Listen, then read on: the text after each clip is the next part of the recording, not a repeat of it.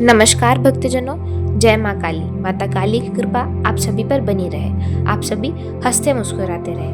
भक्तजनों, आज हम माता काली की कथा सुनेंगे। माता काली 10 महाविद्या में सर्वप्रथम आती है। माता समय और मृत्यु की देवी है तथा माता का रूप उग्र स्वरूप जान पड़ता है। माता काली बुरों के साथ बुरी तथा अच्छों के साथ अच्छी है। माता काली ने जिस प्रकार राक्षसों से देवताओं के अधिकार ले पुनः देवताओं को उनके अधिकार लौटा दिए थे, ठीक उसी प्रकार माता की भक्ति हमें उनकी भक्ति का अधिष्ठाता बनाती है। माता की भक्ति हमें जीवन की कठिनाइयों से परे कर साक्षात आदि शक्ति जगदम्बिका के चरणों में जाने के लिए प्रेरित करती है। तो चलिए भक्तजनों, माता काली की उत्पत्ति की कथा का श्रवण प्रारंभ करें। पूर्व काल में शुंभ, निशुंभ तथा रक्तबीज नाम के महादैत्यों का आतंक ब्रह्मांड भर में था। सारी सृष्टि उनके आतंक से परेशान थी। सभी देवता इन महादैत्यों से पीड़ित थे। महादैत्यों से छुटकारा पाने के लिए सभी देवताओं ने माता जगदम्बिका आदि शक्ति श्री दुर्गा की अर्चना की, उनका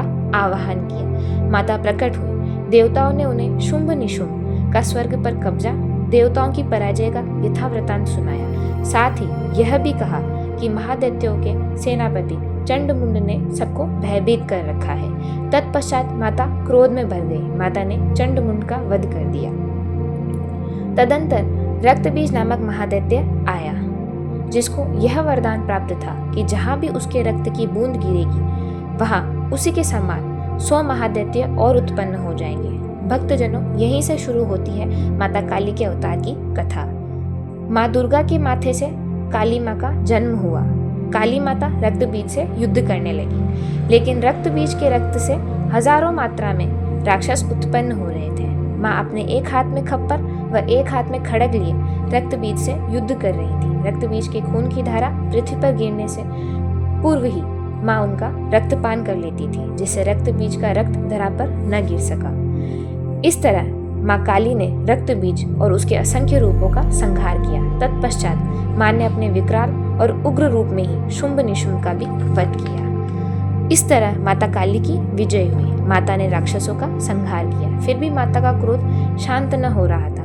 विकराल रूप थमने का नाम न ले रहा था तथा माता तांडव करने लगी, जिससे पूरा ब्रह्मांड हिल उठा। सारी सृष्टि ज्वालामुखी की भांति धधक रही थी। जिस ओर दृष्टि जाती उस ओर लाशों का ढेर था।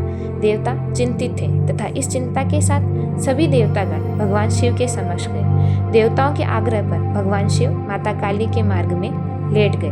माता काली भयंकर क्रोध में मार्ग में विचर रही थी। कुछ क्षण पश्चात उनका पैर शिवजी के धड़ पर पड़ा। तत्काल ही माता ने जीभ बाहर निकाली तथा माता का क्रोध शांत हुआ। माता पुनः अपने सौम्य रूप में लौट आई। भक्तजनों, यही माता काली के जन्म की कथा थी। भक्तजनों, यह कहानी हमें जगदम्बिका की शक्ति से परिणित कराती है। इस कहानी के श्रवण मात्र से ही भक्तजनों के मन में भक्ति का संचरण होता है।